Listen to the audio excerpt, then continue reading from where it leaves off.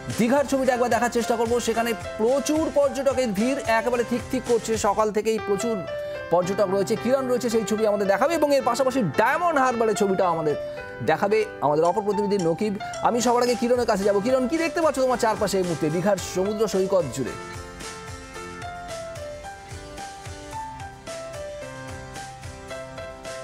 দেখো শুভদীপ, সকাল থেকে পর্যটকেরা অপেক্ষা করছিলেন কখন সমুদ্রে নামবেন, কারণ সকালেই সমুদ্র যথেষ্ট উত্তাল ছিল, কারণ জোয়ার ছিল। এখন ভাটা হয়ে গেছে সমুদ্র। পর্যটকেরা লাইন দিয়ে দেখতে পাচ্ছ স্নান করতে নেমে পড়েছে এবং আজকের বড়দিনের শীতের সকাল থেকে এখানে ছুটির মেজাজে পর্যটকেরা হাজির হয়েছেন। দীঘাতে আজকে প্রায় লক্ষাধিক পর্যটকের ভিড় রয়েছে। পর্যটকেরা এখন স্নানে ব্যস্ত আছেন। পাশাপাশি এই যে ঝাউ বাগান দীঘাতে বা যেগুলো বালুয়াড়ি রয়েছে সেই সব জায়গায় তারা চড়ুই ভাটিতেও মেতে উঠেছেন, তারা পিকনিক করছেন।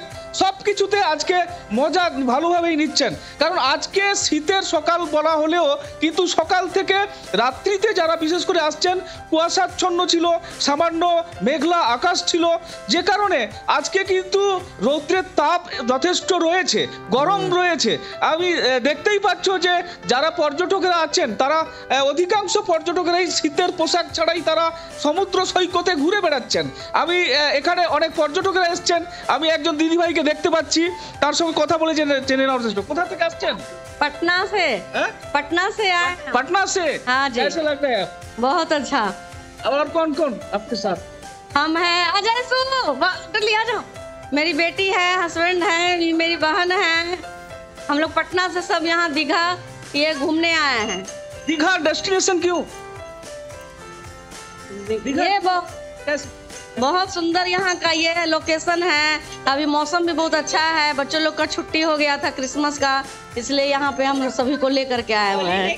फैमिली के साथ? हाँ, फैमिली विद फैमिली। বুঝতেই পারছো আজকে কিন্তু যেটা দেখতে পাচ্ছি অধিকাংশ পর্যটকেরা বাইরে থেকে আসছেন। কিছুক্ষণ আগে আমরা কথা বলছিলাম ঝাড়খণ্ড, বিহার থেকেও পর্যটকেরা আসছেন, মুম্বাই থেকেও আসছেন। বাংলার পর্যটকেরা তো আছেনই, কারণ দীঘা একটি এমন ডেস্টিনেশন দিনের দিন ঘুরে যাওয়ার ক্ষেত্রে যথেষ্ট তাদের কাছে উপযোগী এবং ভালো। আপনি কোথা থেকে আসছেন? मोदी संसदीय क्षेत्र वाराणसी, यूपी वाराणसी। यूपी थे? यूपी से। यूपी से। कैसा लग रहा है दीघा? बहुत अच्छा लगा। हम इसी के बहुत पहले ही इसको सोचा था, पढ़ा था हमने ज्योग्राफिया में, तो हमको बहुत समझ के हमको दीघा एक बार जरूर जाना। पहली बार मैं आया। একটা বিষয় খুব স্পষ্ট, তুমি বলছিলে যে শীতের কামড় অতটা নেই, তাপমাত্রা একটু উপরের দিকে, কিন্তু তারপরেও এটা তো ডিসেম্বর মাসের শেষ সপ্তাহ, কিন্তু সেই শীতের যে কাঁপুনি সেটাকে উপেক্ষা করেই মানুষ দলে দলে সমুদ্রে নামছে। অর্থাৎ উৎসবের উষ্ণতা কিন্তু ছাপিয়ে যাচ্ছে শীতকে, সেটা বলাই যায়। দীঘার সমুদ্র তট অন্তত সেই ছবি দেখাচ্ছে। সঙ্গে থাকো কিরণ। এবার ডায়মন্ড হারবারের ছবিটা একটু দেখার চেষ্টা করি। নকিবউদ্দিন গাজী রয়েছেন আমাদের সঙ্গে। নকিবউদ্দিন, কি ছবি উঠে আসছে ডায়মন্ড হারবার থেকে?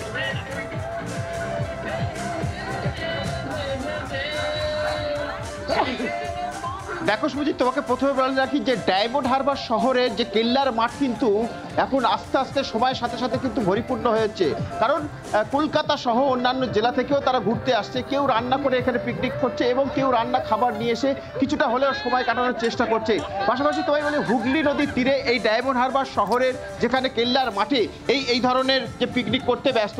এখানে দেখছি একটা দিদিভাই এসছে, তারা রান্না খাবার নিয়ে এসছে এবং সেই খাবার তারা রান্না করে এখানেই খাচ্ছে না, রান্না করছে না, নিজেরা খাবার খাচ্ছে। একটু জেনে দেবো কোথেকে আসছেন আপনারা? আমরা আসছি ধামুয়া থেকে। কেন আসেন এখানে? এখানে ঘুরতে আসি, খাওয়া দাওয়া করতে আসি। এখানে কি রান্না করলেন? না, বাড়ি থেকে করেই নিয়ে এসছি। আমার হাজবেন্ড এসছে, শাশুড়ি এসছে আর মেয়ে।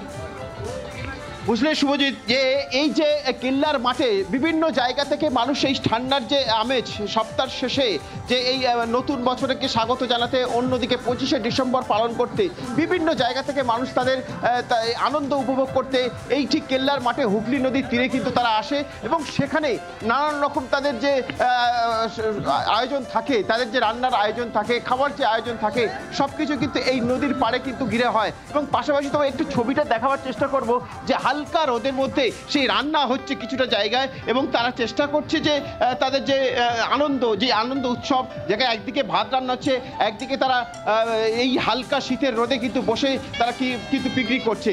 ফলে যেটা এক কথায় বলা যেতে পারে যে ডায়মন্ড হারবার শহরে কেল্লার মাঠে কিন্তু পরিপূর্ণ হয়ে উঠেছে। শুধু ডায়মন্ড হারবার শহর নয়, বকখালি, নামখানার এবং মৌসুমী দ্বীপেও এই ধরনের উঠছে, এবং এখানে কঠোরভাবে নিষিদ্ধ আছে ডায়মন্ড হারবার হুগলি নদীতে জলে যে নামতে পারবে না। যেমন দীঘায় যেমন মানুষ উচ্ছ্বাসের সঙ্গে জলে নেমে স্নান করে, কিন্তু এই ডায়মন্ড হারবার নদীতে বিপজ্জনক কারণে কিন্তু তারা কিন্তু স্নান করতে পারবে না। সুজিত, কিন্তু পিকনিকের মৌসুম বেশ ভালো মতোই চলছে, একেবারে picnic mood full on Diamond হারবারের কেল্লার মাঠে, যে ছবি নকিবুদ্দিন আমাদের দেখাচ্ছিল। এবং শুধুমাত্র ডায়মন্ড হারবার বা দীঘা নয়, জেলার বিভিন্ন প্রান্তের ছবি আপনাদের সামনে আমরা তুলে ধরছি। সব জায়গাতেই উৎসবে মাতোয়ারা মানুষ।